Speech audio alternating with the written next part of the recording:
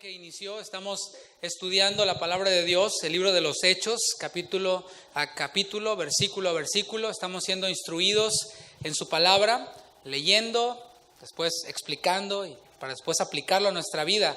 Hay gran enseñanza, dice la palabra que toda la escritura es inspirada por Dios y es útil para instruirnos, para redarguirnos, para exhortarnos en justicia, para hacernos cada vez conforme a la imagen de Jesucristo cada día. ¿Cuántos anhelan eso para sus vidas? Yo lo anhelo para mi vida y para su vida también.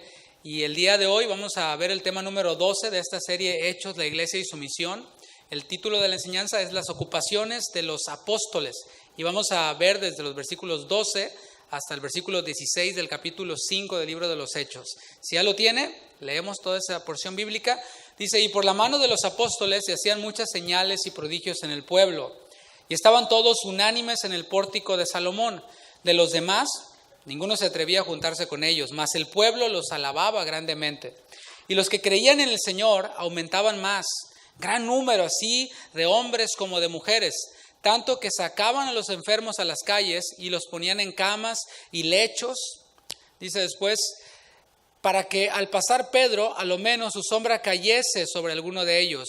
Y aún de las ciudades vecinas, muchos venían a Jerusalén trayendo enfermos y atormentados de espíritus inmundos, y todos eran sanados.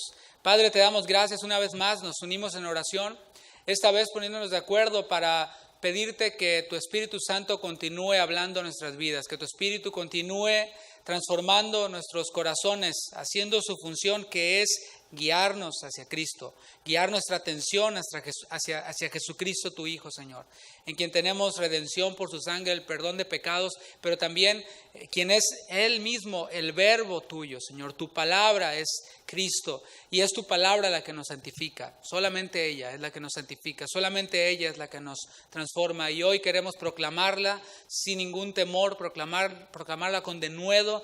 Dame, Señor, ese denuedo que le diste a Pedro, que le diste a Juan, que le diste a los apóstoles, para hablar sin temor tampoco a ninguna consecuencia humana que pueda haber, hablar tu palabra y proclamar el mensaje de tu evangelio, Jesucristo.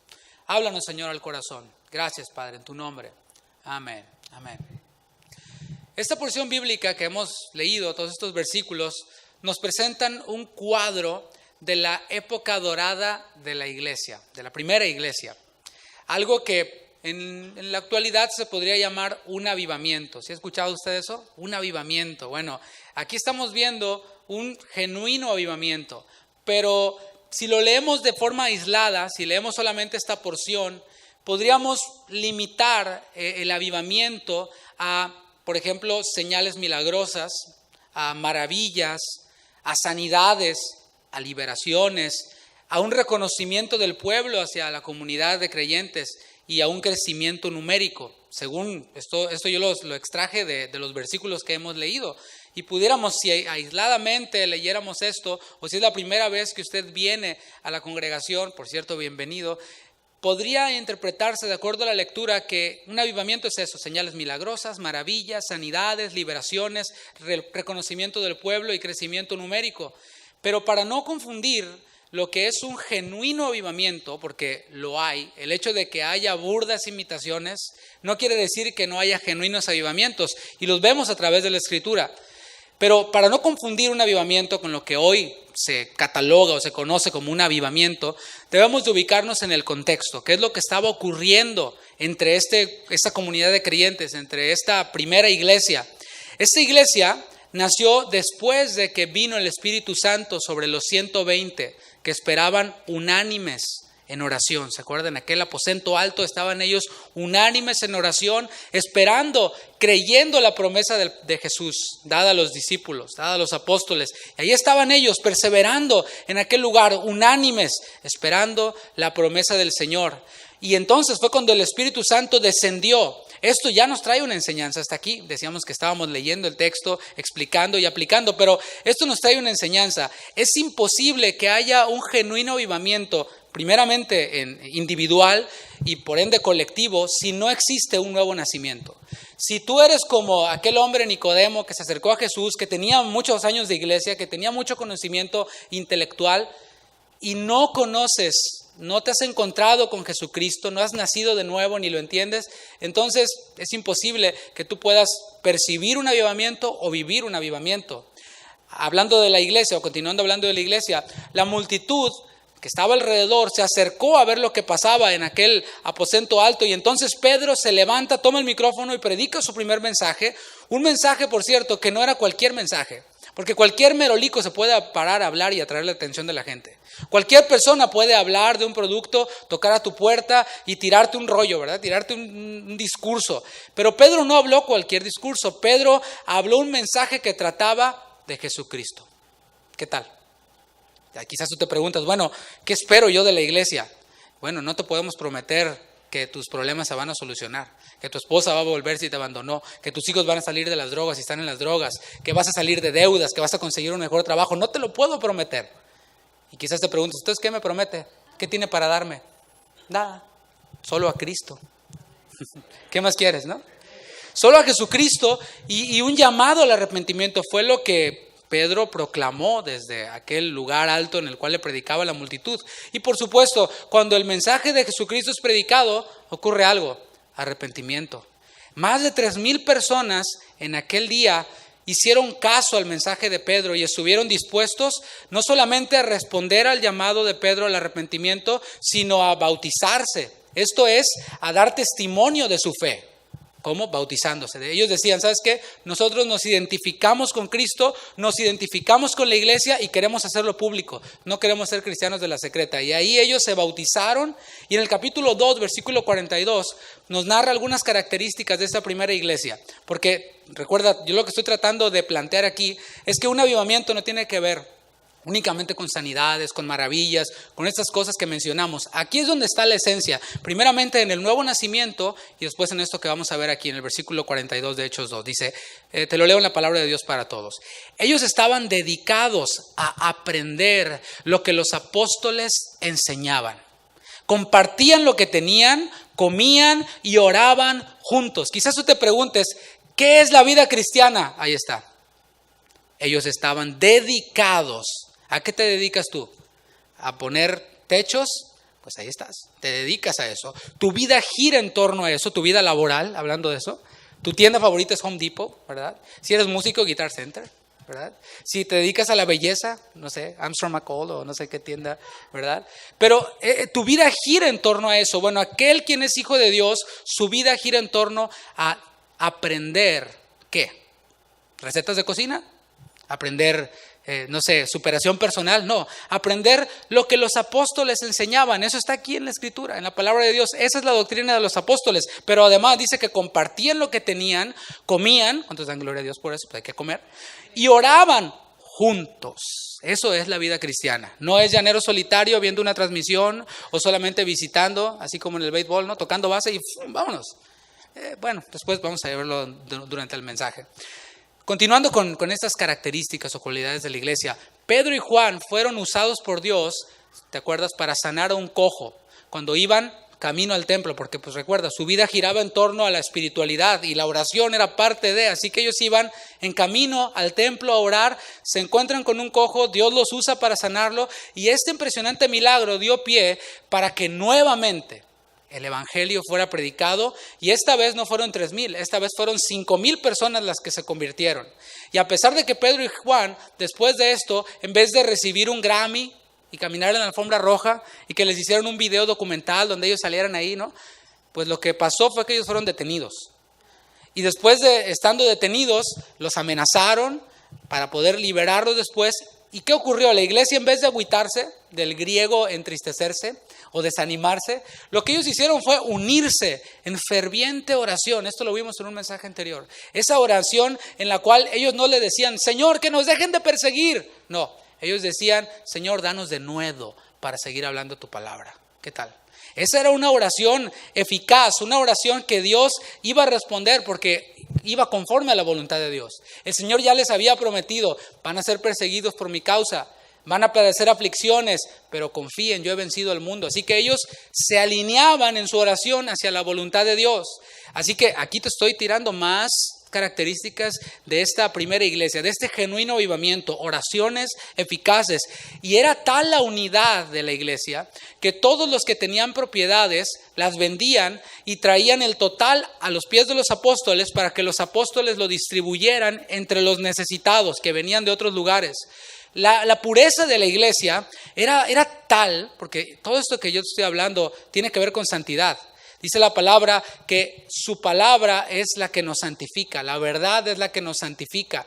Así que cuando hay abundancia de palabra, recuerda que la base es dedicarse a la doctrina de los apóstoles. Y cuando hay abundancia de palabra de Dios, hay una santidad, hay una pureza producida en nuestras vidas, no a causa de nuestros propios méritos, no a causa de nuestra fuerza de voluntad, sino a causa del fruto del Espíritu Santo en nuestras vidas, del fruto de la palabra en nuestra vida. Y este fruto colectivo, manifestado en toda la iglesia, era tan grande que cuando hubo un pequeño brote, y digo pequeño, pero no era pequeño, pero a comparación de toda la iglesia, cuando hubo un pequeño brote de hipocresía, inmediatamente fue notorio, se notó. Acuérdate, el carnicero entrando a la boda, ¿no? Con todo su delantal cochino. Se notó, todos lo notaron. Y fue extirpado como un cáncer, que si no lo sacas, pues va a contaminar todo lo demás. Esta semana nosotros estuvimos bastante ocupados durante la semana, poco más de lo normal, y tenemos un frutero ahí en la cocina, y había una manzana que estaba hasta abajo. Y saqué yo la manzana y a punto de pegarle la mordida veo que estaba pues toda como blanco, todo feo, ¿no? Entonces pues la tuve que tirar y revisar si esa contaminación de la manzana no había afectado a los demás frutos, ¿verdad? Las demás manzanas y naranjas que tenemos ahí en esa parte de la casa. Eso fue lo que Dios hizo con aquel cáncer, con aquella podredumbre que fue extirpada de la iglesia. Lo vimos el domingo pasado, Ananías y Zafira. Y esta poda, hablando dentro del término de los árboles y todo esto, esta poda que Dios hizo en la iglesia tuvo un impacto. Este impacto lo vemos en el capítulo 5, versículo 11. Lo leemos y ahora aquí arrancamos ya, pasamos de la introducción al desarrollo. Dice, y vino gran temor. ¿Sobre quién? Primeramente dice, sobre toda la iglesia. El libro de los Hechos va dirigido y narra primeramente el nacimiento de la iglesia y el desarrollo de la iglesia, pero también el impacto que tuvo hacia los que no eran de la iglesia, hacia los gentiles más adelante.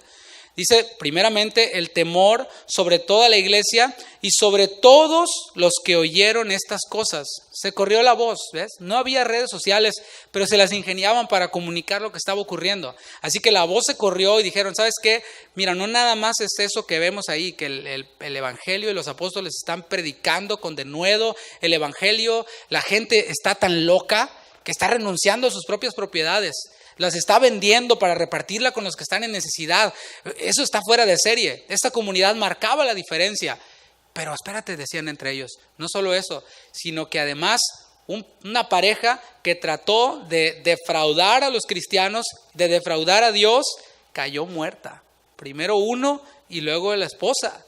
Y decían, oye, esto va en serio, ¿no? Todos los que oyeron, y esta era la voz que se corría, esto era de lo que se hablaba en aquella comunidad de creyentes. Y en este pasaje, posterior al juicio de Ananías y Zafira, se describe a esta numerosa asamblea por primera vez como iglesia. Esta numerosa asamblea, que eran primero, ¿se acuerdan? 3,000, luego 5,000. Esta numerosa asamblea o grupo de creyentes, aquí por primera vez en el libro de los Hechos se les llama iglesia. Recuerda que la palabra iglesia viene del griego eklesia, que significa ek, fuera de, y klesis, llamamiento. En el Nuevo Testamento se refiere a cualquier asamblea, a cualquier grupo, ya sea cuerpos locales de creyentes o a todo el cuerpo universal de cristianos. El Señor Jesús ya había hablado de que iba a edificar personalmente esta nueva comunidad. Y esto lo vemos en Mateo 16, 18. Jesús dijo, sobre esta roca edificaré mi iglesia. Allí vemos la mención de la iglesia, la aparición de la iglesia mencionada por Jesús. Pero ahí Jesús está hablando de algo que todavía no iba a ocurrir, no había ocurrido. Él estaba diciendo, sobre esta roca edificaré en tiempo futuro mi iglesia y las puertas del Hades no prevalecerán contra ellas. Y aquí en Hechos 5:11 vemos ya la iglesia pues ya que nació, ya que empezó a existir. Jesús habló de algo en futuro, pero aquí vemos ya el cumplimiento. Y Jesús decía que sobre esta roca edificaré mi iglesia. Ahora, todo edificio como este tiene una base. La pregunta aquí es, ¿sobre cuál base Jesús edifica su iglesia? ¿Sobre cuál base? ¿Sobre Pedro? Pregunto yo. ¿El primer papa? No, ¿no es? Perdón. No sobre Pedro, sino sobre la confesión de Pedro. Hay que leer lo que decía anteriormente. En el versículo 16, Pedro dijo, tú eres el Cristo, el Hijo del Dios viviente. Esa es la roca, ese es el edificio sobre lo que Jesús construye su edificio, que es la iglesia. Si no hay una clara enseñanza sobre Jesucristo, cualquier asamblea, cualquier grupo de personas que se reúnan a compartir los alimentos o incluso a orar o a otras actividades religiosas, a ese grupo no se le puede llamar iglesia. Si no hay una clara enseñanza sobre Jesucristo. O sea, está padre la confesión de quién sabe cuál y la doctrina de no sé cuál, el catecismo de quién sabe qué. Está bien, está perfecto. Pero aquí, en la iglesia de Cristo, esta iglesia no está fundada sobre esas confesiones, sobre esos catecismos, sobre esas doctrinas o interpretaciones de hombres, sino sobre Jesucristo. Eso fue lo que dijo Jesús. Dijo, tú eres Pedro y sobre la roca de la confesión de quién sabe cuál, que va a venir después, ustedes ya no les va a tocar, apóstoles. Va a venir después, sobre esa roca van a edificar mi iglesia y se van a llamar cristianos y luego con un apellido, ¿no? No hay eso, no hay tal cosa. Hay cristianos, nada más. Los apóstoles reconocieron que el nacimiento de la iglesia en Pentecostés era obra ¿de quién? De su gran don, de su gran talento, de su prestigio. No, era obra de Jesús. Vamos al versículo 12 de Hechos 5. Dice, y por la mano de los apóstoles se hacían muchas señales y prodigios en el pueblo. Y estaban todos, otra vez esa palabra persistente y clave de los Hechos, unánimes en el pórtico de Salomón. Empieza diciendo que por la mano de los apóstoles se hacían muchas señales y prodigios. Vamos a ver, a responder esta pregunta. ¿Qué es un apóstol? Del griego apostolos. Es literalmente uno enviado. Traducción de la palabra apóstol que nosotros escuchamos. Un apóstol es un enviado. Cuando yo era niño, mis padres, ¿verdad? Y mi mamá estaba haciendo la comida y me decía, hijo, vete por 1 kilo de tortillas, ¿verdad? Y vete por una coca de 2 litros, ¿no? Ese era como que básico en todas las familias mexicanas, ya por los 90s. Y bueno, ahí va el apóstol David, iba enviado, ¿verdad? A traer las tortillas y a traer un refresco. Y así sucesivamente mi madre me encomendaba y me encomendaba como apóstol para ir a traer diferentes cosas que ella iba necesitando para esta misión de hacer la comida o hacer la cena. Eso es un apóstol, un enviado. El autor de la carta a los Hebreos llama al Señor Jesús mismo apóstol. ¿Sabías esto? ¿Por qué? Porque Jesucristo fue enviado por el Padre con la misión de ser el sacrificio y el sumo sacerdote para efectuar el perdón de los pecados de la humanidad. Dice Hebreos capítulo 3, versículo 1. Por tanto, hermanos santos, participantes del llamamiento celestial, considerad ¿al qué? Al apóstol y sumo sacerdote de nuestra profesión. ¿Quién es? Cristo Jesús. Ahora, fue el mismo Jesús quien eligió, ya estando en la tierra, Jesús cumpliendo su misión, su encomienda del Padre, fue el mismo Jesús quien eligió a 12 discípulos de entre la multitud y los envió a ellos después con una misión. Fíjate cómo la iglesia tiene que ver con autoridad delegada de parte de Dios y esa autoridad delegada a otros. La misma misión que Jesús recibió del Padre se las encomendó a 12 discípulos para enviarlos a una misión. Acompáñame a Lucas capítulo 9, versículos 1 y 2. Lucas capítulo 9, versículo 1 y 2. Si tú tienes la Reina Valera, va a decir un encabezado y dice misión de los 12 discípulos. Dice, habiendo reunido a sus 12 discípulos, les dio poder y ¿qué? Y autoridad, exousia, sobre todos los demonios y para sanar enfermedades.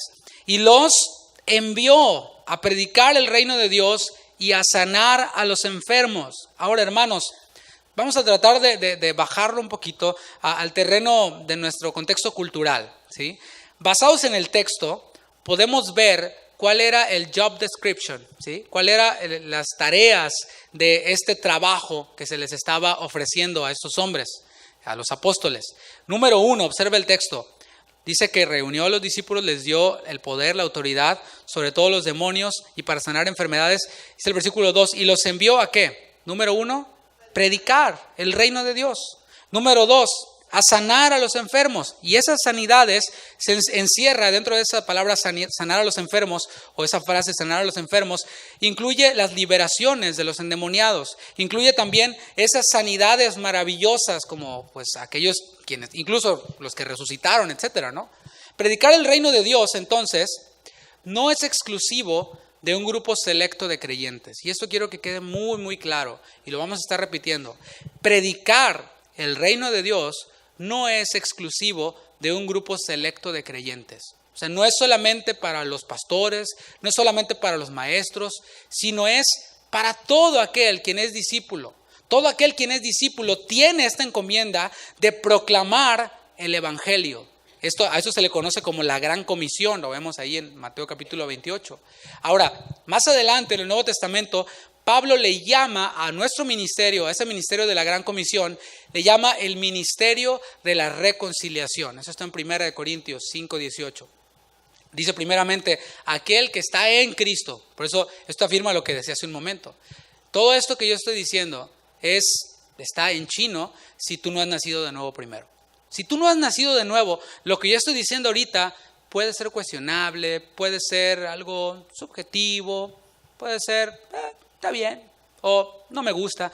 Pero si tú has nacido de nuevo, si has nacido del Espíritu, entonces estás en Cristo según la palabra, y aquel que está en Cristo es nueva criatura. Las cosas viejas, incluyendo tus juicios, incluyendo tus opiniones, tus filosofías, tus paradigmas, pasaron. He aquí todas son hechas nuevas. Y después habla acerca de este ministerio de la reconciliación. Nos salvó, nos reconcilió, ¿para qué? Para ir por todo el mundo y reconciliar a los hombres con Dios. Así que a todos quienes somos discípulos nos ha sido dado este ministerio de la reconciliación. El propósito del repaso del inicio, lo que vimos al principio, fue que viéramos que los apóstoles estaban cumpliendo, diga cumpliendo, con todas sus responsabilidades. Cuando tú aplicas para un trabajo, te dan el trabajo, no te dicen, no llegas, espero que no sea así, ¿verdad? No llegas así como que al primer día y pues, ¿qué voy a hacer o qué? No sé. Y andas ahí nomás adivinando qué es lo que tienes que hacer. No. Si es un trabajo serio, ya tienes una lista de responsabilidades que revisaste incluso al aplicar para el trabajo. ¿Me estoy comunicando? Tú ya sabías a lo que le tirabas cuando aplicaste para ese trabajo, y cuando te dieron el trabajo, también ya sabías en tu primer día a qué te ibas a enfrentar. Quizás no con todos los detalles, pero sabías de qué se trataba este trabajo. Así que los apóstoles sabían estas responsabilidades y las estaban cumpliendo, esas responsabilidades delegadas por Jesús. Hay una actividad que vemos hasta aquí que no está en esa lista que Jesús les dio mientras que estaba con ellos, y eso era la tarea de administrar los bienes traídos a sus pies, para después distribuirlos entre los miembros necesitados de la iglesia. Esa tarea de administrar los bienes, porque eran muchos bienes, eran terrenos, era mucho dinero lo que estaba en las manos de los apóstoles, esa tarea respondía a una necesidad y era algo temporal. Y ya lo hemos visto, cuando ellos iban al templo a orar, que estaba aquel cojo y les pedía una monedita, ellos no traían las bolsas llenas de dinero. O sea, no traían todo el dinero y lo manejaban como si fuera su dinero personal, sino que ellos manejaban y administraban eso, era parte de la iglesia. Y ellos cuando iban a orar, pues no traían, no eran ricos ni millonarios ni nada por el estilo. Ellos tenían a Cristo y con eso nos basta y nos sobra. Dice la palabra que estamos completos en Él. Estar completo es algo que no le falta nada. Así que nosotros estamos completos en Cristo, y esta tarea que ellos tenían extra de administrar los bienes era algo temporal, que se va a resolver en el capítulo 6, lo vamos a ver en unas cuantas sesiones más. Aquí hay una pregunta. Si somos discípulos, ya he preguntado, yo ya sé quiénes son discípulos porque levantan la mano, pero si somos discípulos, la pregunta para nosotros es, ¿estamos cumpliendo con nuestra encomienda de ir y hacer discípulos, enseñándoles lo que hemos oído de Cristo? Bueno, cada quien tiene la respuesta. Continuando con la segunda parte del versículo 12 de Hechos 5, dice que estaban todos unánimes. Ya vimos lo que es un apóstol y ya lo aplicamos incluso para nosotros, pero dice que ellos estaban unánimes. Esto es, que eran de una misma alma, que pensaban una misma cosa. ¿En qué pensaban? En Cristo.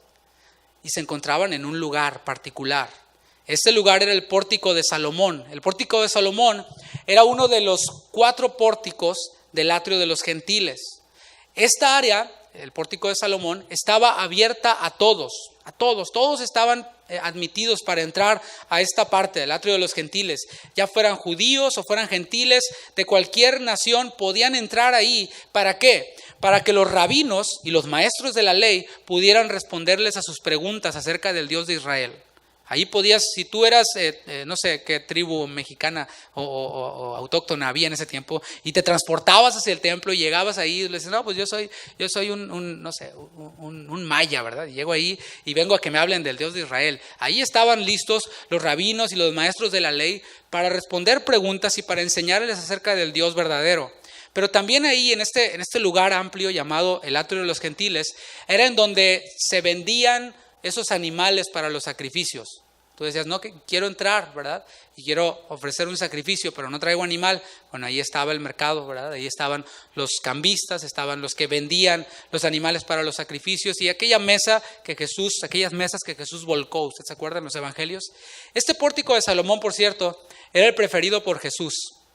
En Juan capítulo 10, versículo 23, vemos, si quiere anótalo nada más, vemos cómo ese era el lugar como preferido de Jesús, en donde Jesús acostumbraba ir para debatir con los escribas precisamente, con los fariseos, con los intérpretes de la ley, pero no para pelearse nomás es que el templo debía ser azul o rojo y yo pienso que es amarillo. No.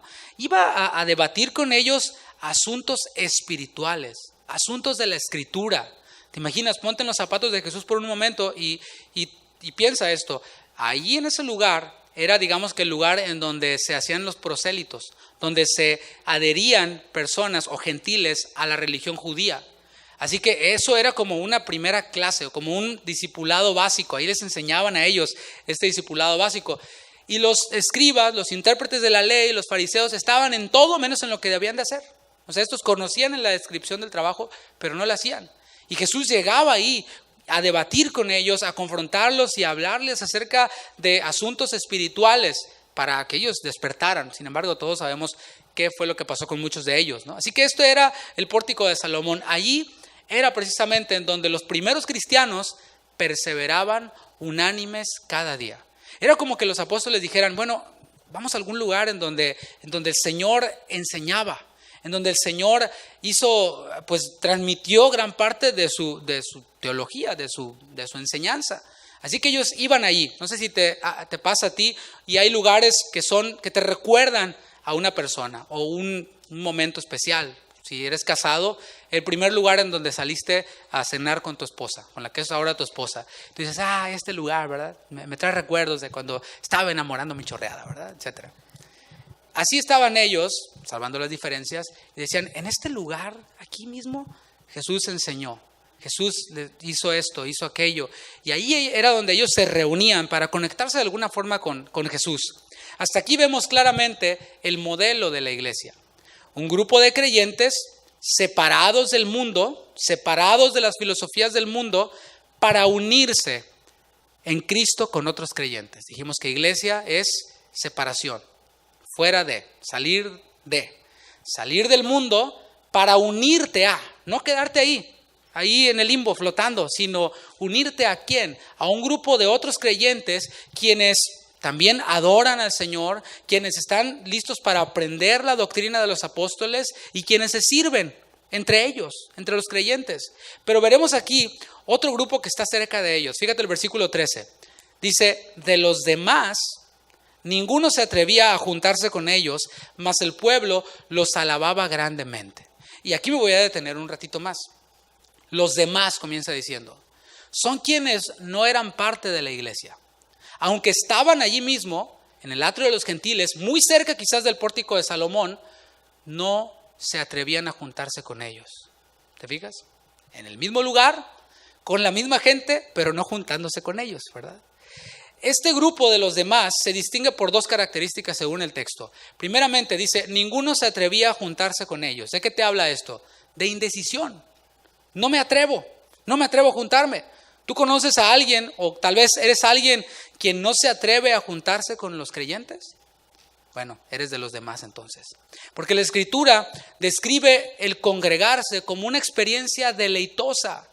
Una experiencia deleitosa. Salmo 133:1. Mirad cuán bueno y cuán delicioso es habitar los hermanos juntos en armonía. Y después da una serie de características que para él eran deleitosas. Pero el unirte en armonía con los hermanos, reunirte en armonía con los hermanos, es algo deleitoso. Es algo que un creyente anhela y desea. Curiosamente, este grupo de los demás, fíjate bien, no odiaban a los cristianos. De hecho, estaban cerca, pero no tanto. ¿Qué tal? De hecho, la otra característica de este grupo, estamos hablando de este grupo denominado por Lucas como los demás. Está la iglesia, unánimes, en oración, dispuestos a vender las propiedades, sus bienes para ayudar a los demás, primeramente conectados por la doctrina de los apóstoles, por un lado. Después están los demás. La otra característica de este grupo, llamado los demás, es la simpatía. La primera era indecisión y la segunda es simpatía. Dice la segunda parte del versículo 13, mas el pueblo los alababa grandemente. Es decir, no solo no estaban en contra de ellos, estaban cerca, pero no tanto, y además hasta hablaban bien de ellos, los veían con buenos ojos. Dicen, no, pues sí, ahí la llevan. Están predicando la doctrina, sana doctrina, gloria a Dios. Están unidos en Cristo, gloria a Dios. Crecen, gloria a Dios. Vente, no sé. Vemos aquí un grupo que está en el mismo lugar, que conoce a los cristianos, que reconoce que la doctrina es buena, la doctrina de los apóstoles, reconoce que hay unidad entre ellos, reconocen que todo esto es obra genuina de Dios, pero no se atreven a unirse a ellos. Esto era debido a algo, hermanos, y era la santidad de la iglesia. Recordemos, domingo pasado, qué pasó con Ananías y con Zafira. Esto fue sabido, como dijimos, por los de la iglesia, pero por los de fuera también. ¿Has oído tú alguna vez a personas quienes dicen, yo voy a ir a esa iglesia cuando yo deje tal vicio? O cuando deje de hacer cuando deje esta conducta, esta práctica, entonces voy a ir a la iglesia. ¿Y esto es por qué? Porque según Jesús, la gente de este siglo es más sagaz que los hijos de la luz. ¿Sabes por qué? Porque ellos en su entendimiento, aún con entendimiento entenebrecido, entienden una cosa, disciernen entre la religión hueca y entre el cristianismo. Ellos la disciernen bien. Ellos dicen en su juicio limitado, dicen no, hay religión hueca. Allí puedes ir hasta crudo y puedes, hasta saliendo le invitas unas chelas al padrecito y todo esto, ¿no? Pero eso del cristianismo es en serio. En su entendimiento corto pero objetivo, perciben que Cristo no tolera la doble vida hipócrita. Ellos dicen, no, pues aquí yo me quedo con mi vicio. No quiero ser hipócrita y tener mis vicios y tener todas mis adicciones a you name it. Y después poner carita ahí de que aleluya. Ellos entienden. Por eso digo que según Jesús, no digo yo, sino Jesús dice, los hijos de este siglo son más sagaces que los hijos de la luz, perdón. En su entendimiento corto pero objetivo, como dije, perciben que Cristo no tolera la doble vida. Ellos entienden que ser cristiano es algo serio. Y eso con el tiempo, yo entiendo, hermanos, que se ha ido un poquito como degradando, se ha ido como distorsionando y ha habido personas quienes han dado mal testimonio de la fe. Y bueno, nosotros somos para hacer esa diferencia. Yo recuerdo hace 20 años o más, en los cuales ser cristiano significaba y representaba ser alguien de palabra. En la ciudad donde yo soy, pues obviamente una ciudad predominantemente católica romana, recuerdo personas quienes tenían diferentes negocios y hacían transacciones, etcétera, y decían, no, con él no hay problema. ¿Por qué? No, es que él es hermano, o sea, cristiano, ¿verdad? Y decían, no, es de fiar, de toda confianza, de plena confianza. Hoy es distinto, ¿verdad? Y los medios se encargan de engrandecer asuntos cuando, bueno, ¿para qué me voy a meter en eso? No quiero desviar el asunto. Pero sí me estoy comunicando, ¿verdad? Para los del mundo, ser cristiano es algo serio. No se trata de esperar, y eso quiero aclararlo, no se trata de esperar hasta que seamos perfectos para hacerse miembros de la iglesia. No estoy diciendo eso. Lo que estoy hablando es de nacer de nuevo para discernir el cuerpo de Cristo, como dice en Corintios.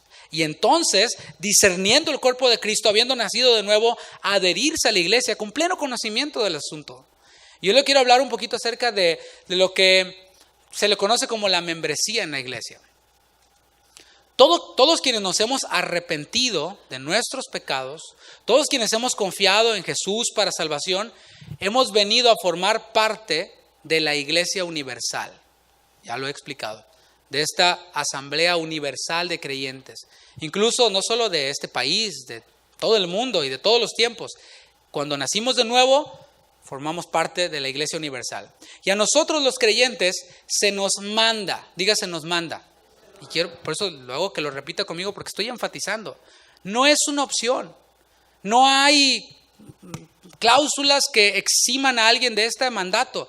Hebreos capítulo 10, versículo 25, no dejando de congregarse como algunos tienen por costumbre. ¿Eso le habla a quién? ¿A los del mundo? No, a los de la iglesia que estaban en Jerusalén. A nosotros, los de la iglesia universal, de la iglesia de Cristo, comprada por la sangre de Cristo, se nos manda a congregarnos. ¿Y esto qué implica? Implica adherirse a una iglesia local, así como esta. Esta es una iglesia local. Nosotros como creyentes somos responsables de buscar una iglesia local que sea verdadera. Antes de decidir adherirnos a esta iglesia local, debemos de, número uno, conocer la doctrina. Por eso, hace bien si usted está en plan de visitante y no como miembro de esta iglesia local, hace bien, yo le sugeriría, le recomendaría ampliamente que venga al discipulado de los domingos a las 12.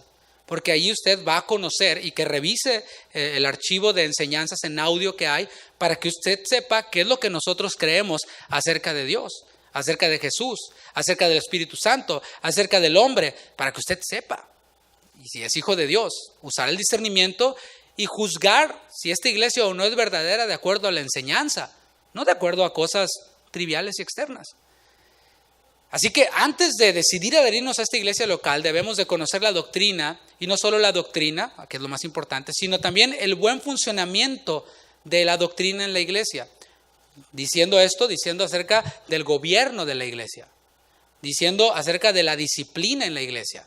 Y lo hemos visto, esta primera iglesia inició, iba bien, ocurrió que disciplina, Ananías y Zafira. El pecado no es bienvenido aquí. Son bienvenidos los pecadores arrepentidos, mas no quienes quieren vivir en pecado y aparentar piedad. A esos, Dios, si no se arrepienten, Dios los remueve. Así que a eso le llamamos disciplina. Una verdadera iglesia no es solamente aquella que dice, yo soy iglesia bíblica, yo soy acá sana doctrina, yo soy... Pero deja que sus miembros vivan como les dé la gana. No les dice nada porque, no se vaya a ir. Y como algunos pastores se quedan con toda la lana, dicen, si se me va el diezmo. Y tengo muchas deudas y muchas cosas que pagar. Así que le hacemos como que predicamos, pero acá en la práctica no, tranquilo hermano. A eso se le llama un buen funcionamiento de una iglesia verdadera. Debemos de acercarnos a los pastores, hablando de aquellos quienes están buscando una verdadera iglesia local a la cual adherirse, acercarnos a los pastores y a los creyentes para que nos conozcan.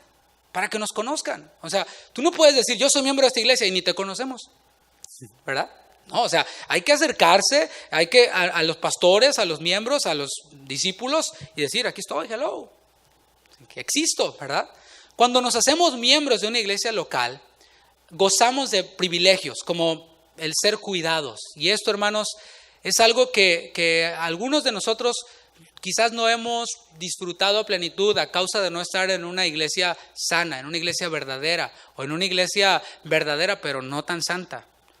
Porque la bendición de ser cuidado tiene que ver con la bendición de recibir un consejo sabio. O sea, no sé si tú tomes todas tus decisiones por ti mismo y tengas toda esa sabiduría. Wow, dame tu autógrafo al final de la reunión. Pero yo tomo consejos. O sea, yo le llamo a mis pastores, le llamo a hermanos maduros en la fe y les expongo situaciones en mi vida que son cruciales para tomar decisiones. Y por supuesto, desde la palabra y con la palabra me aconsejan, me guían, me instruyen. Otras veces me rebotan y me dicen, no, mijo, vaya y búscale usted. Yo no le voy a dar la respuesta a todo. Pero eso es parte del privilegio y de la bendición de ser miembro de una iglesia local. De recibir un consejo, pero también de saber que están orando por ti. Esta mañana platicaba con una hermana que su mamá se enfermó y bueno, obviamente, como la conocemos, como es miembro de acá y como expone sus necesidades, yo estaba orando por ella, no sé usted, si lo sabía. Así que eso es una bendición también, el poder recibir un consejo, el saber que están orando por ti, exponer tus necesidades como acá, para que oren por ellas y saber que va a haber una comunidad de creyentes que te conocen y que van a estar orando por tus necesidades. De ayuda en la crisis, y no solamente crisis material, porque lo hemos dicho hasta el cansancio. Y no quiero caer en el orgullo de aquella iglesia del Apocalipsis que decía, tengo todo, me he enriquecido y no tengo necesidad de nada. No. Pero podemos decir que en esta congregación no hay nadie que no tenga para comer el día de hoy, que esté viviendo abajo de un puente. Eso es lo que pasaba en la iglesia de los Hechos. No es que no tenían para el iPhone 10, ni para el iPad Pro, quién sabe cuál modelo van, sino que realmente no tenían para comer, realmente no tenían en dónde vivir, realmente no tenían que ponerse. Yo cada semana lo veo que estrena usted, gloria a Dios, está bien. Entonces, pero sí ayuda en las crisis ya sea familiares, crisis laborales, problemas, enfermedades.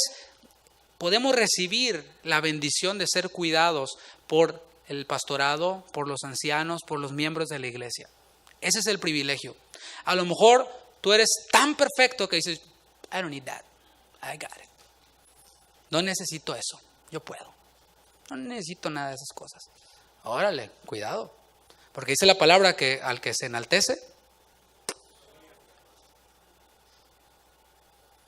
Pero también gozamos con el privilegio y la bendición de conocer a los hermanos y descubrir los dones espirituales que tenemos para servir en la iglesia, a los hermanos.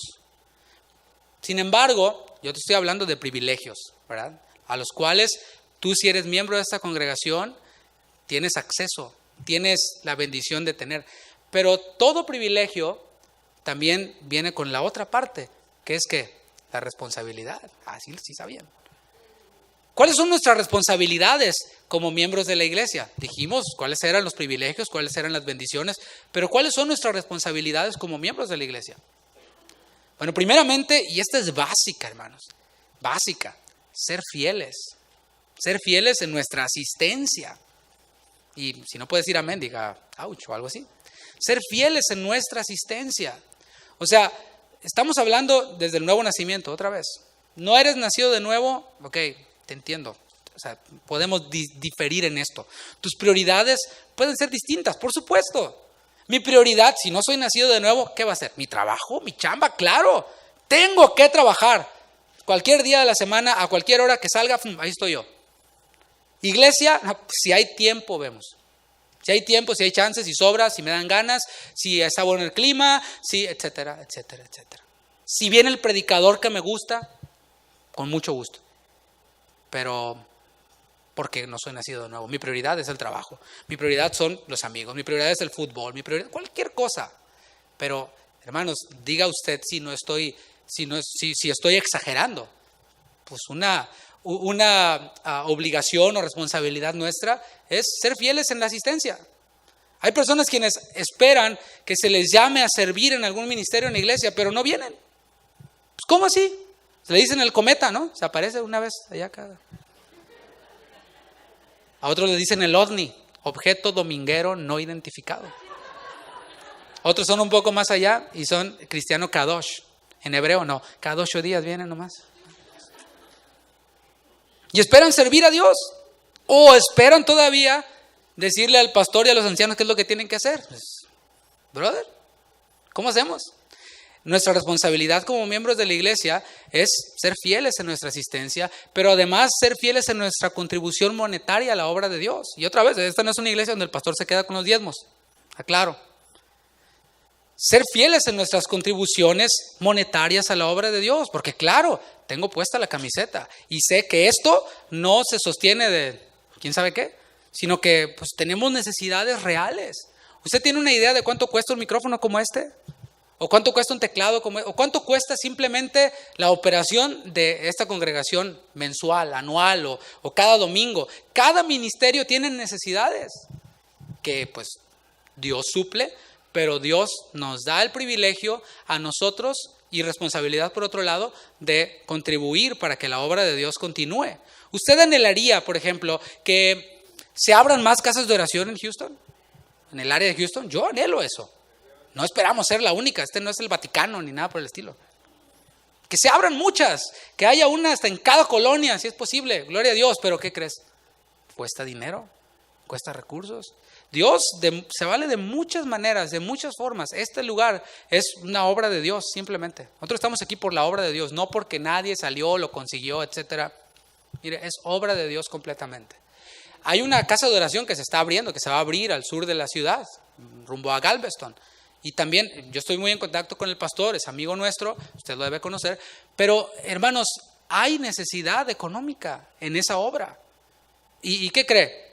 Pues es a nosotros los miembros de la iglesia quienes Dios usa para que esa obra continúe, para que esa obra surja. Ahorita ya consiguieron un local en el cual se van a reunir y damos gloria a Dios por eso. Muy pronto vamos a estar anunciando, va a aparecer en la página y nos gozamos por eso. Y que se abran muchas más, pero que se abran y se llenen no de este grupo de los demás.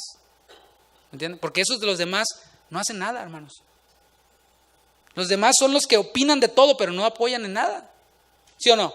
Son los que siempre tienen algo malo que decir, pero son los que nunca apoyan. No son como Bernabé, hijo de Consolación, natural de Chipre, que vendió una propiedad, una heredad y la trajo a los pies de los apóstoles. Bernabé representa al miembro de la iglesia, aquel quien dice, ¿sabes qué? Yo tengo bien puesta la camiseta. Y no cuenta solamente con mi vida, sino con mis recursos, con mi tiempo, con mi asistencia. Con esos creyentes se puede hacer la obra de Dios. Con los demás, son bienvenidos. Perfecto. Pero oramos para que les caiga el monedita, ¿no? El 20. Y puedan ser parte de estos miembros de la iglesia. Pero además, otra de las responsabilidades es estar dispuestos a ser amonestados en amor. Esa es otra. Viene en el paquete. A ser cuidado, a ser orado, ¿verdad? A ser aconsejado, pero también a ser amonestado. Porque cuando alguien, un cristiano o un pastor o un líder amonesta a otro cristiano, entonces es cuando salta y dice, no, yo no. ¿Qué? ¿Tú quién eres para decirme a mí? Oh, yo pensé que eras miembro de la iglesia. Entonces son aquellos como los demás, ¿verdad? Soy, pero no soy. Cuando me conviene, soy. Y hermanos, eso no está bien. Eso es algo que tiene que cambiar en nosotros. ¿Sabe por qué? Me voy a meter en un tema que es medio espinoso. Pero ¿sabe por qué no le caemos bien a muchos nativos de este país? Nosotros los hispanos. ¿Sabe por qué? Porque nos tienen en este concepto. Cuando te conviene, eres mexicano. Cuando te conviene, eres hispano. Cuando te conviene, eres americano. Así nos ven. No nos ven comprometidos con este país. Porque tenemos estamos aquí, pero el corazón está allá, según nosotros, ¿verdad? Pero tampoco estamos allá. O sea que somos bien abusados, así nos tienen. Como que están acá y están acá. Gozan de los privilegios, pero no le entran con las responsabilidades. Por eso reportan a más hijos en su income tax. Por eso dicen que trabajan en una cosa y es lo que reportan, pero tienen otra chamba que les mete muchos ingresos y esa no la reportan. Y los que son de aquí y los que somos de aquí, sí le entramos. Hay que entrarle bien. Y no tenemos, dicen ellos, no tenemos acceso a muchos de los beneficios de salud y de programas de salud porque hacemos mucho dinero. Pero estos hacen más dinero que yo, reportan una parte y gozan de los beneficios. Por eso decía que el terreno es espinoso. Pero esa mentalidad tiene que cambiar. Esa mentalidad es del hombre caído. Nosotros los creyentes nos sujetamos a las autoridades. A este gobierno en el que estamos, a este país en el que estamos, nos sujetamos, gozamos de los privilegios, ¿verdad que sí? ¿Verdad que es bien bonito tener un carro bonito, tener una casa? O sea, estar mejor que allá en el rancho, ¿verdad? Es bien bonito. Pero ¿qué tal cuando llega el 15 de abril? ¿O qué es? ¿16 de abril? ¿15? Sí saben. Que hay que reportar. Y eso, ya estoy hablando, hermanos, de un derecho o de una responsabilidad cívica. Que los hombres del mundo la tienen. ¿Y en los hijos de Dios? decía Pablo, esas cosas ni se hablan entre ustedes. Los visitantes en una iglesia local son aquellos quienes atienden, pero no están dispuestos todavía a comprometerse, al adherirse a la iglesia a la que atienden. Porque otra de las responsabilidades también, o de las obligaciones, además de ser amonestados o estar dispuestos a ser amonestados en amor, es también estar dispuestos a ser disciplinados. Claro, o sea, si yo soy miembro de una iglesia, es porque yo sé que me pueden amonestar y que si yo no me arrepiento puedo ser disciplinado. Y después ya hablaremos un poco más acerca de eso, pero hay que tenerlo en la mente, esa posibilidad. O sea, si nunca te caes en pecado y no te arrepientes, no te preocupes, nunca vas a ser disciplinado en la iglesia. Pero sí estamos viendo estas obligaciones. Pero si eres visita, no hay problema. O sea, entendemos. Yo no puedo disciplinar al hijo de mi vecino, como lo dije la semana pasada, creo. Aunque ganas no me faltan, ¿verdad? Los visitantes en una iglesia local son aquellos quienes atienden, pero no están dispuestos todavía a comprometerse al adherirse a la iglesia a la que atienden. Es decir, estoy, pero no estoy. Cuando me conviene, soy de aquí. Hay iglesias, digamos, que tienen un gobierno que se le llama congregacional. Y esto lo vamos a ver más adelante, me estoy adelantando un poco. Pero viene el caso. Tienen un gobierno congregacional. Eso quiere decir que los miembros de la iglesia son los que votan para tomar las decisiones de la iglesia. ¿Quién va a ser el nuevo maestro de adolescentes? Aquí, que va a empezar el próximo domingo. Y pasamos aquí a los nominados y votan, ¿verdad? Y bueno, se hace la votación y la congregación decide quién. Bueno, esta congregación no es así. Pero en esas congregaciones, aquellos quienes votan, los miembros que votan, tienen que firmar un papel, llenar una carta de membresía, y si faltan determinado tiempo a las reuniones, les quitan la membresía. ¿Verdad? Checan sus diezmos, a ver si están siendo fieles. Y si fallan con sus diezmos, ya no eres miembro. ¿Verdad? Nos encanta la idea de, no, aquí mis decisiones tienen peso y mi opinión vale. Pero no queremos responsabilidades. O sea, hay que evaluar ese tipo de cosas. Y hablando de esto, los visitantes son aquellos quienes atienden, pero no están dispuestos todavía a comprometerse, adhiriéndose a la iglesia a la que atienden. En otras palabras, están exentos de responsabilidades. Y esto, hermanos, es aceptable durante el tiempo de conocimiento. Aquel quien llega por primera vez a esta iglesia local, pues llega, entendemos, no todavía con la decisión firme o final de congregarse, sino que está orando, pidiéndole dirección a Dios, evaluando si la doctrina que se enseña es una doctrina bíblica, si hay un gobierno bíblico, si hay una aplicación de la disciplina bíblica. Esto no lo puedes saber a través de las transmisiones por internet o a través de lo que otros dicen. Tienes que venir, darte a conocer y ser parte para darte cuenta, y así que el Espíritu Santo te guíe y te lleve a la decisión.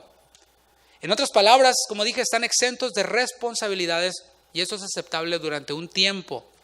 Pero no hay razón para que esto dure mucho tiempo. No hay razón para que, no, yo tengo ya un año ahí orando. ¿Y qué estás esperando? O sea, no se necesita demasiado tiempo. Porque si tu objetivo es obedecer al mandato de no dejar de congregarte, entonces no es como que obedezco, pero como que estoy viendo, ¿no? No, hermanos, la vida cristiana es una vida de decisiones en el Señor. El Señor muchas cosas no las va a hacer por nosotros. Lo que Él ya hizo por nosotros fue la salvación. Lo demás, nosotros hemos de ser diligentes. Si tienes un vicio, una adicción, no digas, estoy orando para que el Señor me la quite. No, mijo. Si eres hijo de Dios, el Espíritu Santo vive en ti, y dice la palabra que el Señor no nos ha dado un espíritu de cobardía, sino poder, de amor y de dominio propio. Ahí está la solución para que batalles con cualquier vicio, con cualquier mal hábito. Versículo 14.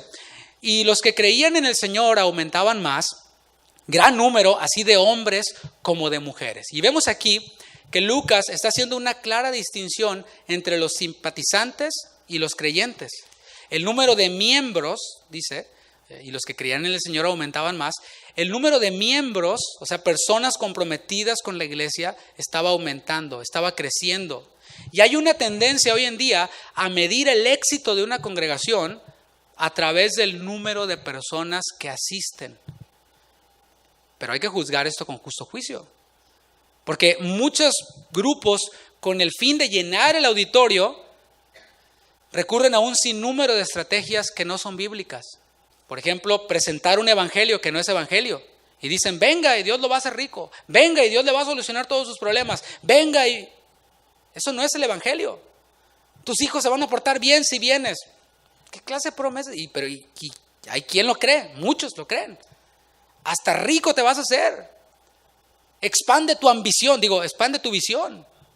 Dice el profeta de la prosperidad más famoso de esta ciudad en su libro Su mejor vida ahora. Esto, hermanos, no es el evangelio. No es el evangelio que predicó Pedro en su primer sermón, aquel día de Pentecostés, en el cual la multitud escuchó un mensaje que hablaba con los salmos de Cristo. Y cuando aquellos que escuchaban estuvieron frente a esa exposición de Pedro, preguntaron, ¿qué debemos de hacer? Y Pedro les dijo sin titubear, arrepiéntanse. No les dijo, pues vengan aquí, se van a sentir bien. No, les dijo, arrepiéntanse. Hay otro recurso al que muchos grupos, tratando de llenar los recintos, acuden, y es el entretenimiento. Se sustituye la doctrina de los apóstoles, la genuina adoración, la oración eficaz. ¿Por qué? Por conciertos, por shows de comedia cristiana. Ahora, como hay youtubers cristianos también, ¿cómo la ven? Hay youtubers cristianos que salen así haciendo sus como dramas o sketches ahí en internet, y después dan como una reflexión. Hasta malas palabras se les salen en esos blogs que hacen. Y los invitan a las iglesias para que hagan sus shows, estos youtubers, y después den una reflexión. Claro, se llena. ¿Quién no quiere ver ahí a dos personas que te hacen reír y que te hacen pasar un buen rato? Lo único que ha provocado esto es crear una industria, la industria del entretenimiento cristianoide, que busca, por supuesto, agradar a los hombres. Claro, si yo soy artista, soy rockstar cristiano, la música que yo hago la voy a hacer para que le guste a la mayor cantidad posible de gente y así vender más discos y hacerme más famoso. Claro, de eso se trata en la industria del entretenimiento cristianoide. Todos estos recursos lo único que hacen es llenar edificios de gente inconversa que vive practicando el pecado. ¿Por qué? Porque no conoce el evangelio. Nunca lo ha oído. Ha oído chistes, ha visto conciertos, ha visto shows, pero no ha oído el evangelio. ¿Cómo se va a convertir? Y por esto es que muchos de ellos, cuando están frente al evangelio, lo rechazan. ¿Por qué? Porque lo sienten muy agresivo. Ay, es que eso está muy fuerte. Sí, el evangelio es fuerte y confronta el pecado. Y entonces buscan otro grupo en el que se sientan más cómodos. Si bien nos va. Porque hay unos que de plano buscan otro hobby. Y digo hobby, resalto esa palabra, en vez de ir a la iglesia. Ir a la iglesia no es un hobby, es obediencia a la voluntad de Dios.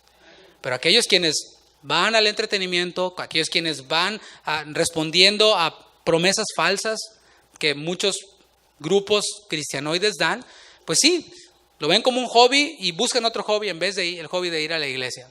Ahora bien, Dios sí da un crecimiento, hermanos, y esto lo estamos viendo. Estamos estudiando, de hecho, a una iglesia que ya superaba los 10,000 miembros. ¿Qué tal? Este crecimiento numérico era coincidente con el crecimiento espiritual y era dado por Dios. Jesús había dicho que Él mismo edificaría su iglesia. ¿Y qué crees? Lo estaba cumpliendo. Y yo pregunto, ¿tú crees que lo está cumpliendo hasta hoy? Claro, Jesús lo está cumpliendo hasta hoy. No en esos grupos en donde se predica al hombre, ¿verdad? Aquellos donde dicen iglesia bíblica, iglesia cristiana, iglesia de la sana doctrina, y te presentan así, en la etiqueta dice así, pero cuando llegas, lo único que oyes son las chocoaventuras del predicador. Te está diciendo toda su vida. No, cuando yo era chiquito fui allá, yo con mis años de ministerio hice esto, y yo hice eso, y ayudé a los pobres, y no, pues sí. ¿Quién es el fundamento de ese grupo? El hombre o el monigote que está ahí parado. Pero el fundamento de la iglesia de Cristo es Cristo mismo. ¿Cómo se manifiesta? A través de su palabra, cumplida en todas las cosas que hemos dicho. Así que Jesús estaba cumpliendo esta promesa de edificar Él mismo su iglesia. Los apóstoles solo cumplían con la función para la que fueron enviados por Jesús. Recordemos eso. Ellos reconocían que eran vasos de barro en manos del alfarero. Reconocían que eran vasos de barro sobre el cual el tesoro del evangelio estaba depositado. 1 Corintios capítulo 3, versículo 6. El apóstol Pablo lo tenía muy claro. 1 Corintios 3, 6. Yo planté, Apolos regó, pero el crecimiento lo ha dado. Hay veces que quisiera como conectar con un cable, ¿verdad?, a todos los hermanos y transmitirle esto así, ¡fum!, que todo se lo... Porque luego oímos como que, no, es que este ministerio no fuera nada si no fuera por tal pastor, o por tal hermano, o por hermanos. Sí, por supuesto, Apolos regó, Pablo plantó, y los que piensan así la regaron. Porque el crecimiento, ¿quién lo da? Dios. Fuera de este ministerio, casa de oración, al cual nosotros pertenecemos, con mucho gozo, con mucha alegría, hay otros ministerios que también predican a Cristo y que también crecen y que también hay unidad y lo mismo, hermanos. No caigamos en pensar que nosotros somos los únicos, sino ya nos volvimos una secta. Versículo 7, así que ni el que planta es algo, o sea, Pablo decía el mismo, yo no soy nada, ni el que riega, ni el que la riega, sino ¿quién? Dios, que da el crecimiento. Si nosotros quitamos a Dios, quitamos la palabra y ponemos a un monigote, ponemos un método, ponemos un show, ¿qué estamos haciendo? Por supuesto, atribuyéndole el crecimiento que pueda haber a eso que pusimos en lugar de Dios. Y eso es idolatría. Versículo 15, tanto que sacaban los enfermos a las calles y los ponían en camas y lechos para que al pasar Pedro, a lo menos su sombra cayese sobre alguno de ellos. Hermanos, las manifestaciones del poder de Dios por medio de los apóstoles eran muchísimas. Quizás tú te preguntes, ¿quiénes eran los que traían a los enfermos para ser sanados? ¿Acaso era gente de los demás? La respuesta nos la da el versículo anterior. Dice, y los que creían en el Señor aumentaban más. El verbo creer era el que movía a la acción de traer a los enfermos para ser sanados. Si tú no crees, no te vas a mover. ¿Sí? Fe, de esto se trata. Para eso estamos aquí, para aumentar nuestra fe, para hacer crecer nuestra fe.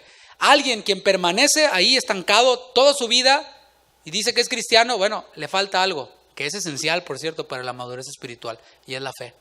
Pero el verbo creer es el que mueve la acción de traer a los enfermos para ser sanados. Y era tan grande la fe que los enfermos eran sacados a las calles para que fueran sanados, según el texto. Lo que predicaban Pedro y los demás apóstoles, ¿qué era? A Jesucristo resucitado. Los que traían a los enfermos creían en Jesús, en esto, en el Señor resucitado, y creían que en su nombre recibirían sanidad. Aquel cojo le dijeron, en el nombre de Jesucristo, levántate. La fe de estos creyentes era tan grande que no esperaban que los apóstoles hicieran nada. No se quedaban ahí, no, pues los apóstoles no vienen a verme. Y yo aquí enfermo. No, estaban llenos del Espíritu. Eso es estar lleno de ti mismo y de la carne. Pero ellos estaban llenos del Espíritu. Y accionaban su fe y sacaban a los enfermos ahí para que a lo menos la sombra de Pedro pudiera producir la sanidad del enfermo. Explico esto. Esto lo que nos revela es que ellos no le ponían límites al poder sanador de Jesús. El poder sanador de Jesús no tiene límites, hermano. Para ellos la sombra era suficiente para producir la sanidad del enfermo. Cuando Jesús hizo su ministerio terrenal, a él también le eran traídos enfermos. Pero también decían algunos, si tan solo tocare el borde de su manto, ¿te acuerdas? Dice la palabra de Dios en Marcos capítulo 6, versículo 56, y donde quiera que entraba, en aldeas, ciudades o campos, ponían en las calles a los que estaban enfermos y le rogaban que les dejase tocar siquiera el borde de su manto. Y todos los que le tocaban quedaban sanos.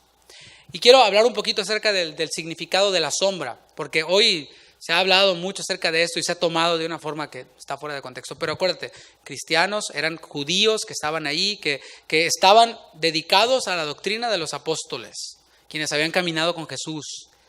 La sombra es una manifestación de la persona que se produce cuando entra en contacto con la luz. Ahí hay una luz y ahí hay una sombra. Juan dice, y vimos su gloria, el resplandor, es esa palabra gloria. La sombra de Dios fue la que actuó para concebir en María la naturaleza humana de Jesús. ¿Se acuerda? Vendrá sobre ti el Espíritu Santo y con su sombra te cubrirá. Los creyentes de la primera iglesia habían aprendido esto de los apóstoles. Habían aprendido que Jesús era el resplandor de la gloria, la sombra, y ellos, o el resplandor de la gloria de Dios, pero también habían aprendido que el Espíritu Santo y la sombra había actuado para concebir en María la naturaleza del Maestro. ¿Ahora cobra sentido que ellos creyeran que la sombra de Pedro pudiera ser usada para sanar a los enfermos? Te voy a leer un comentario acerca de este texto. Dice, pregunta este comentarista, ¿no podría el Espíritu Creador actuar con cualquier instrumento o sin ninguno, según le pareciera? ¿Y qué es una mano o una voz más que una sombra? Es solo la analogía de un instrumento común y corriente. Es una mayor ayuda a la fe del recibidor. Donde hay fe, dice este comentarista, no se requiere de esa ayuda. El instrumento menos probable fue usado. ¿Cuán baja, hermanos, es la fe de muchos creyentes? Fíjate qué contradicción, ¿no? A veces únicamente se ora por seguir un protocolo, si es que se ora. Pero se ora sin fe de que el Señor realmente vaya a hacer algo. Y me ha tocado ver personas quienes están enfermos, se sanan y después dicen, no, a mí se me hace que yo lo que estaba es sugestionado. No, es que me salió re buena la medicina. Así que vemos que no hay una insistencia ferviente para ver una respuesta de Dios. Cantábamos hace rato, oremos hasta ver que Dios responda. Su palabra dice que oremos sin cesar. Me encanta ese canto de Chuy García. Dice, oremos hasta ver que Dios responda. Dios puede responder sí, Dios puede responder no, ¿verdad? Pero hay que seguir orando, no dejemos de orar. Otro principio que podemos sacar de aquí es que Dios puede usar cualquier cosa, cualquier persona con el fin de hacer su obra en su iglesia.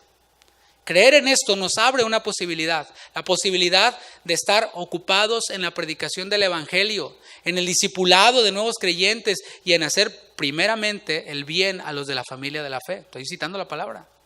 A estar ocupados en la predicación del Evangelio, estar ocupados en el discipulado, esa es otra cosa. Una cosa es predicar el Evangelio y otra cosa es discipular.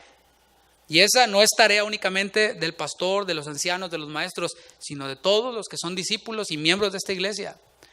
Para hacer el bien primeramente a los de la familia de la fe, estar dispuestos a eso. Nuestra agenda, la agenda de un creyente está ocupada y tú puedes responder a la pregunta, ¿soy miembro o soy de los demás? Checando tu agenda y ver qué tantas actividades de estas están en tu agenda. Si en tu agenda está cualquier otra cosa, bueno, hay que hacer algo, ¿no? No hay que decir, no, pues sí, está re mal. No, hay que hacer algo. Y eso es tener fe. Tener fe en la palabra, en este mensaje que se está predicando. ¿Sabes cómo se ve? No en hacerle así o decir amén, sino está en dar respuestas, en poner manos a la obra después de que has escuchado esto. Versículo 16 de Hechos 5. Y aún de las ciudades vecinas, muchos venían a Jerusalén trayendo enfermos y atormentados de espíritus inmundos y todos eran sanados. Hay una gran similitud aquí en lo que sucedía aquí con lo que sucedía en el ministerio de Jesús. En aquellos días la gente oía de las sanidades y venían a Jesús desde Galilea, de Judea, de Jerusalén, de Idumea y hasta de Transjordania. Incluyendo a Tiro y a Sidón. Esto lo vemos en Marcos 3, 7 al 8. Aquí vemos que de las ciudades vecinas venían muchos a Jerusalén. Una iglesia de 10,000 y todavía gente de ciudades vecinas viniendo. Y el texto hace una distinción entre enfermos y endemoniados. Y es bueno hacer esta aclaración. Porque una persona enferma es capaz de ejercer su fe. ¿Sí o no? Cuando te duele una pierna, puedes ejercer tu fe. O sea, puedes escuchar un mensaje como este y responder a la fe. Pero una persona endemoniada no es capaz de responder con fe. ¿Por qué? Porque está dominada por demonios. Porque actúa en contra de su voluntad. Y vemos en los evangelios que los endemoniados se hacían daño a sí mismos. Alguien quien tiene ejercicio completo de su voluntad no se hace daño a sí mismo. Pero alguien quien está endemoniado, sí. Así que vemos que una persona endemoniada no puede ejercer su fe. Y ese grupo de personas, los endemoniados, particularmente no eran capaces de creer. Un endemoniado, no le puedes predicar el evangelio a un endemoniado. O sea, le puedes predicar, pero no va a responder. Porque el demonio no se va a convertir, ¿verdad? No hay demonios cristianos. Pero se asume que después de ser liberados, abrieron sus oídos al evangelio y formaron parte de los seguidores de Jesús. ¿Te acuerdas de aquel gadareno en Marcos 5:18? Que fue liberado y después que dijo, Señor, déjame ir contigo. No, pero vete y haz la gran comisión, ¿verdad? Le dio ahí el Señor una probadita de la gran comisión. Y háblale a los tuyos de cuán grandes cosas ha hecho el Señor contigo. En ambas situaciones, ya sea enfermos o endemoniados, Lucas dice una cosa, todos eran sanados. Y esta palabra sanidad en el original es la palabra terapeuo, de donde viene la palabra terapia. Y es interesante el término castellano de esta palabra terapeuo, porque denota primeramente servir. Me encantó esa definición, por eso me la traje, ¿no? Uno no usa palabras griegas a diestra y a siniestra para pantallar a nadie, ¿no? Hay algunos que se arrancan hasta hablar en griego en el púlpito, todos están así con el signo de interrogación. Para que vean cuántos saben. Oh, y acuérdense, yo soy el papá de los pollitos y ustedes allá. No se trata de sacar palabras, sino fíjate la connotación que tiene esta palabra, sanidad, terapeuo.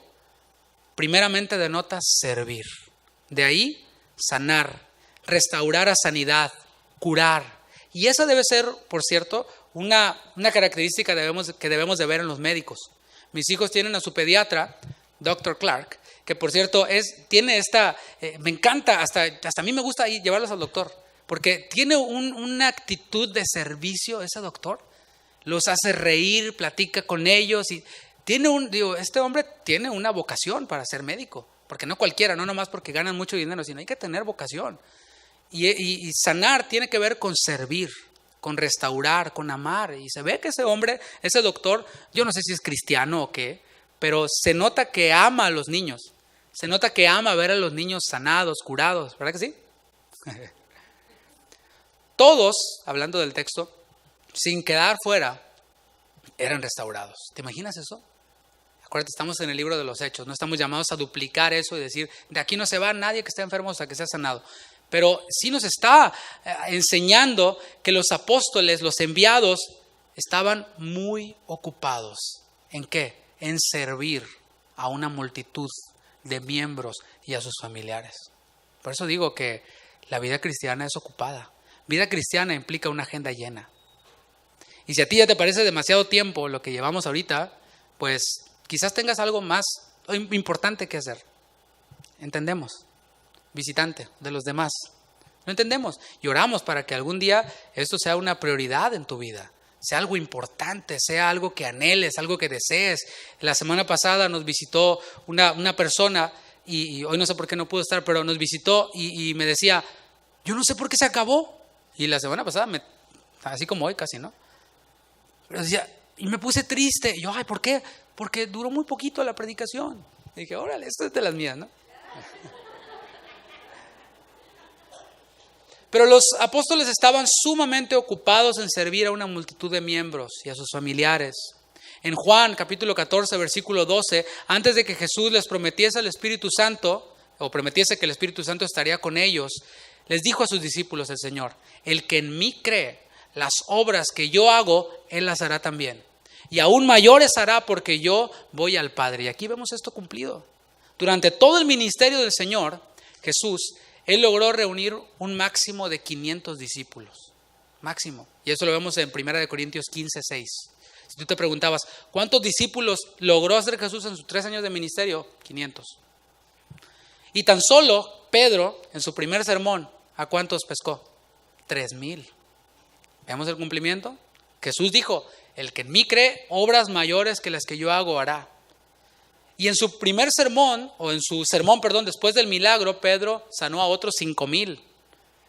Así que, hermanos, para ir concluyendo, todas estas señales sobrenaturales que vimos en estos versículos de hoy eran respaldadas por una sólida labor de enseñanza impartida por los apóstoles. Esa sólida labor de enseñanza que los apóstoles impartían o hacían, daba fruto en verdaderos creyentes llenos del Espíritu y de oración. Si yo pudiera resumir lo que he dicho hasta ahora, diría que una iglesia que predica a Jesucristo produce discípulos de Jesucristo. Y esos discípulos de Jesucristo no cumplen la función de llenar un espacio en una banca, en una silla. Y lo he dicho, no buscamos cabecitas.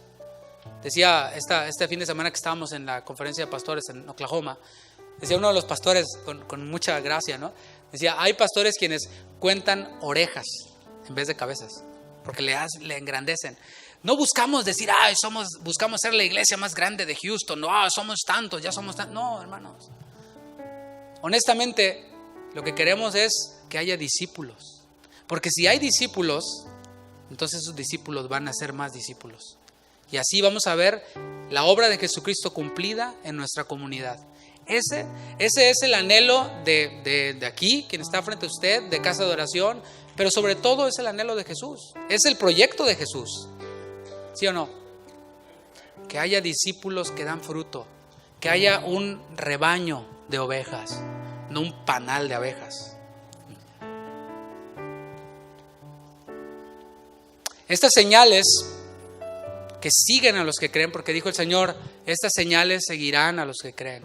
Esas señales que siguen a los que creen tienen un solo objetivo de parte de Dios. Y en ese tiempo era comprobar de que Él había resucitado y de que estaba edificando su iglesia. Hoy en día ocurre lo mismo, hermanos. Nosotros creemos que el Señor puede seguir haciendo milagros, puede seguir haciendo maravillas. Yo lo creo. Y le invito a que usted medite en esto y que crea también que el Señor puede hacer milagros hasta el día de hoy. Y orar con ganas de que el Señor obre milagros. A veces decimos, no, pues sí voy a orar. De una vez. O sea, alguien dice, no, pues tengo una necesidad. Sí, voy a estar orando por ti. Y no quiero pedir que le levanten la mano quien realmente ora. Y quien nomás dice, sí, voy a orar. Y no ora. Pero para ir más allá y accionar nuestra fe y decir, ¿sabes qué? Pues ahorita. Y hay que ejercitarse en eso. Escuchar la necesidad y atender la necesidad. Pedro y Juan, imagínate, ven al cojo. No tenemos oro ni plata, pero luego oramos por ti. O sea, la vida cristiana es una vida de fe, una vida activa, una vida no ahí estancada. No. Dice la palabra que los niños espirituales son llevados por todo viento de doctrina, de aquí para allá, y andan en la montaña rusa de las emociones cristianoides, ¿verdad? Pero nosotros no somos de esos, de los que retroceden, ¿verdad? O si estamos allí, somos llamados a salir de allí y a ponernos bien la camiseta en esta iglesia local. Y lo digo con todo el amor posible, hermanos. Si esta no es la iglesia local en la cual tú has de adherir, pícale para encontrar una. Sal, busca. O sea, otra vez, nosotros no somos los únicos, ni buscamos llenar este lugar de personas nada más porque sí, sino que haya discípulos en este lugar. Jesús eligió a 12 discípulos y Él buscaba 2 cualidades en ellos. Si te fijas, unos eran pescadores, uno hasta terrorista era, el celote. Pero Jesús buscaba 2 cualidades en cada uno de ellos, y era lealtad y disposición. Lealtad a Cristo, a su maestro, porque si no, ¿cómo? Hubo uno que supo ocultar muy bien su deslealtad y a la primera oportunidad 30 monedas de plata bastaron para hacer y demostrar su deslealtad y disposición. Eso era todo. La regaron, sí, una tras otra. Y cada vez que yo estudio los evangelios y veo y digo, me dan ganas de meterme y ponerle una sangoloteada a Pedro o a Juan, a uno. ¿Por qué? Porque, claro, es que fíjate una cosa. Ellos no tenían algo que tú y yo tenemos, y es el Espíritu Santo. Tú y yo le llevamos ventaja a Pedro, le llevamos ventaja a Juan, a cada uno de los discípulos, de los apóstoles. ¿Por qué? Porque en nosotros, si somos hijos de Dios, ya se cumplió la promesa y el Espíritu Santo ya está en nosotros. Ellos todavía no, por eso no la veían. Pero Jesús les dijo, recibirán poder, tranquilos, recibirán poder cuando haya venido sobre vosotros el Espíritu Santo. ¿Y qué crees? Ya vino sobre ti, si eres hijo de Dios. Y si no, hoy puede venir sobre ti, si tú te arrepientes de tus pecados. Y el Espíritu Santo mora en nosotros.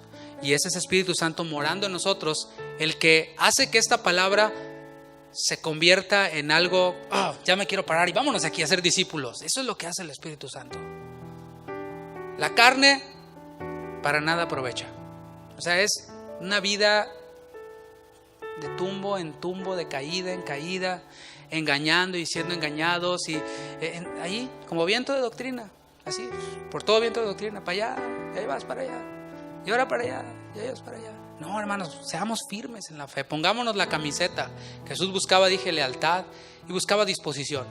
Ellos estaban dispuestos. Cuando el Señor los llamaba y les decía, no se los impidan a los niños, déjenlos que vengan a mí. Ellos no decían, ay, ¿por qué? ¿Por qué no tomas en cuenta mi opinión, Jesús? Yo estoy haciendo. No, se quedaron callados y aprendieron. Y más adelante vemos a Pedro hablando con toda autoridad, con la autoridad que da el Espíritu, con su carácter formado, maduro espiritualmente, haciéndoles recordar las enseñanzas de Jesús.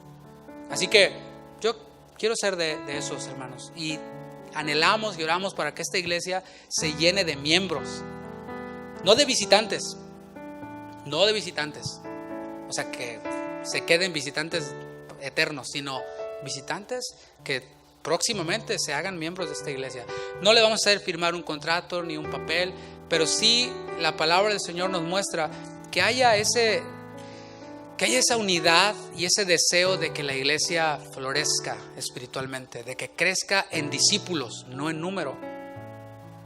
Y hay personas quienes tienen ese terrible hábito de hablar mal de su esposo, por ejemplo. Quítese ese hábito, hermana. Que vas con la comadre y le hablas pestes de tu esposo. No, eso es deslealtad, o viceversa. O que hables mal de tu jefe, de tu patrón, quien te da trabajo. O que hables mal de quien te ayuda, de quien te ha echado la mano en algún momento. O que hables mal de la iglesia, de esta iglesia local. Vas con otro cristianoide y le hablas todo lo malo que ves aquí. Y el otro tiene su iglesia local y nunca te dice nada de su iglesia local. ¿Qué pasó con eso? Pongámonos la camiseta. Y la ropa sucia se lava en casa.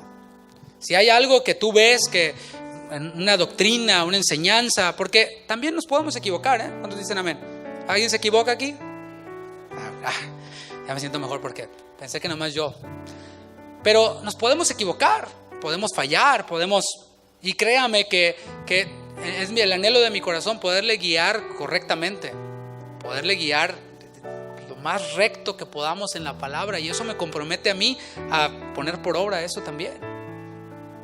Cada que vamos así a eventos de pastores, ¿verdad? Regresamos así todos. Es mucha la responsabilidad, pero se la comparto a usted. Sí, porque no es nada más no nada más estoy yo aquí, sino que esta es una responsabilidad compartida, de ponerse la camiseta y decir, esta es mi iglesia local, y caminar en pro de ella para que esta iglesia florezca. Y las señales que siguen a los que creen tienen el objetivo de que Jesús, o de demostrar que Jesús estaba edificando y está edificando su iglesia. Y este objetivo no ha cambiado el día de hoy. Nosotros, según la palabra, somos cartas abiertas leídas por los hombres, como dice 2 Corintios 3:2.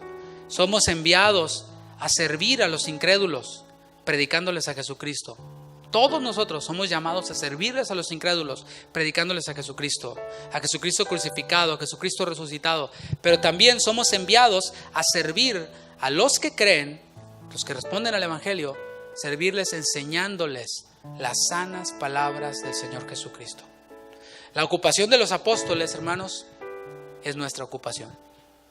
Podemos decir en un sentido que nosotros somos apóstoles también, porque hemos sido enviados. Jesús dijo, vayan y prediquen el Evangelio. Vayan y hagan discípulos, bautizándolos en el nombre del Padre, del Hijo y del Espíritu Santo. Así que, hermanos, la responsabilidad es de todos aquellos quienes son miembros de la iglesia, aquellos quienes son discípulos y se comprometen en esta o en alguna otra iglesia local. Yo oro al Señor para que cada uno de nosotros que estamos aquí podamos afianzarnos, ya sea en esta o en otra iglesia local, madurar, pero no irte peleado con uno, con otro, con el pastor, sino si has de buscar otra iglesia local, vete bien. Ahí viene una iglesia local que se va a abrir al sur, como dije. Y yo estoy consciente, porque no, hermanos, hay que tener sentido común, hay que ser espirituales. pero también hay que tener sentido común, ¿verdad? O sea, yo entiendo que hay personas que viajan desde Galveston hasta acá. Y si se abre una iglesia, casa de oración en Lamarck, a 10 minutos de Galveston, por favor, hasta yo les recomiendo, por favor, váyase allá. ¿Para qué va a hacer un viaje hasta acá? Váyase allá, por favor. O sea, no obligamos a nadie, pues si ellos dicen, no, acá nos quedamos. Pero está bien que se vayan allá y que estén sólidos. Pero si el pastor me pregunta, ¿qué onda con la familia tal? Yo no le voy a decir mentiras. Porque hay que irse bien, hay que salir bien. Así que, hermanos, aquí les dejo estas ocupaciones que eran de los apóstoles, pero que son también nuestras ocupaciones. Así que el Señor nos da esta promesa de que es Él quien edifica su iglesia. Y si somos parte del trabajo de Cristo ante el Padre. Póngase de pie, por favor, y vamos a concluir. Señor, muchas gracias una vez más por tu palabra. Gracias porque en ella tú nos revelas, tú no te escondes nada. Tú siempre has sido transparente, Señor. Siempre le has revelado al hombre su propósito y le revelas a tu iglesia el propósito y nos dices, así son las cosas. Ser creyente implica una bendición. Vengan a mí, que es estar contigo, y yo os haré pescadores de hombres. Nos das un propósito, pero también, Señor, nos dices, si les dijiste a tus discípulos más adelante, el que no toma su cruz y viene en pos de mí, no puede ser mi discípulo. Tú no ocultaste ninguna de las obligaciones y responsabilidades e incomodidades que habría para aquellos quienes han de ser tus discípulos, pero tampoco ocultaste tu promesa. Esa promesa, Señor, de que tú vendrás por tu iglesia. Ahí, Señor, quiero pertenecer. Fiel, leal, comprometido con tu palabra. No con un hombre, aunque ciertamente tú pones a hombres a dirigirlas. Pero mi fidelidad, mi compromiso es contigo, Señor. Y a ti te seré fiel. Dile al Señor, a ti te seré fiel, Señor. Si está en tu corazón decirlo, dile, a ti te seré fiel, Señor. Seré obediente a tu palabra. Y pondré de mi parte, Señor, en lo que requiere diligencia. Dejaré la pereza a un lado, dejaré la indecisión a un lado, dejaré aún esa simpatía por la iglesia sin comprometerme con ella. Y así, Señor, seré parte de lo que tú estás edificando, de lo que tú estás haciendo, no solo aquí, sino en todo el mundo. Gracias, Jesús, por este tiempo. Bendice a cada hermano, bendice a cada familia.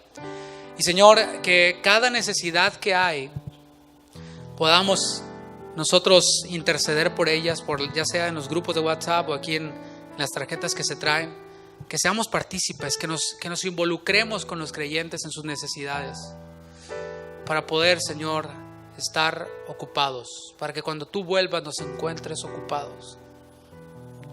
Así que, hermanos, si tú has venido con una enfermedad, no queremos desaprovechar la oportunidad, como decíamos, y nos gustaría orar por ti. Si tú estás enfermo, levanta tu mano. Te voy a pedir que levantes tu mano si tú estás en alguna situación de crisis de salud, estás esperando algún diagnóstico médico, tienes alguna dolencia que te gustaría que oráramos el día de hoy. Ahí está una mano levantada, por favor. Los que no tienen su mano levantada, volteen y acérquense, por favor, a orar. Recuerden, la iglesia no depende solamente del pastor y lo que el pastor hace, sino nosotros somos parte activa y aquí estamos poniendo por obra lo que hemos escuchado. Si tú ves una mano levantada, no dejes la mano levantada, acércate y ora. Si puedes, pregúntale cuál es la enfermedad que tiene y ora por esa persona. Por acá hay otra mano levantada a mi izquierda. Gracias, Señor, porque esto es parte también de tu iglesia. Esto es parte del cuerpo, tener nuestros oídos y nuestros ojos espirituales abiertos y orar por aquellos. Por acá en la segunda banca hay otra mano levantada, por favor. Y ser sensibles, Señor, a las necesidades de los demás. Que no se quede solamente en esta oración de aquí, sino que esto abra la pauta para identificarnos con la persona, preguntarle cuál es su necesidad y comprometernos con ella a seguir orando durante la semana. Y si es posible, visitarle para orar por su enfermedad, por su dolencia. Creemos, Señor, que tú sigues haciendo milagros hasta el día de hoy.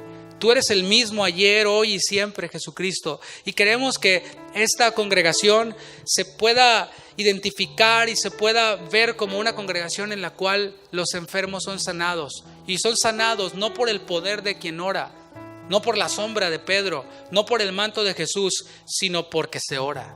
Por la fe en las cosas que tú puedes hacer. Por la fe en tu poder sanador que sigue, Señor, hasta el día de hoy. Ese poder sanador que permanece hasta el día de hoy. Tú veniste, Señor, a sanar a los enfermos. Tú veniste a liberar a los cautivos, a los afligidos, a darles paz. Gracias, Señor, por las cosas que haces en tu pueblo. Gracias, Señor, por estos espacios que abres. Que nos enseñas que iglesia es más que venir a un lugar y sentarse a escuchar, sino que iglesia nos convierte en ser miembros los unos de los otros, en servirnos los unos a los otros en amor. Gracias por lo que haces, Señor. Gracias por la promesa de tu Espíritu cumplida en nosotros, por la promesa hecha a tus discípulos de tu iglesia, la cual se cumple en nosotros hoy. Gracias, Señor. Pues eso es por quien tú vas a volver, por tu iglesia. Gracias, Señor. Dale gracias ahora. Dale gracias. Gracias, Señor, por este tiempo. Lleva a mis hermanos con bien y que esta sea una semana de bendición en nuestras diferentes actividades. En tu nombre, Señor. Amén. Amén. Mis hermanos, salude a quien tiene ahí atrás, a su derecha, a su izquierda. Dios les bendiga.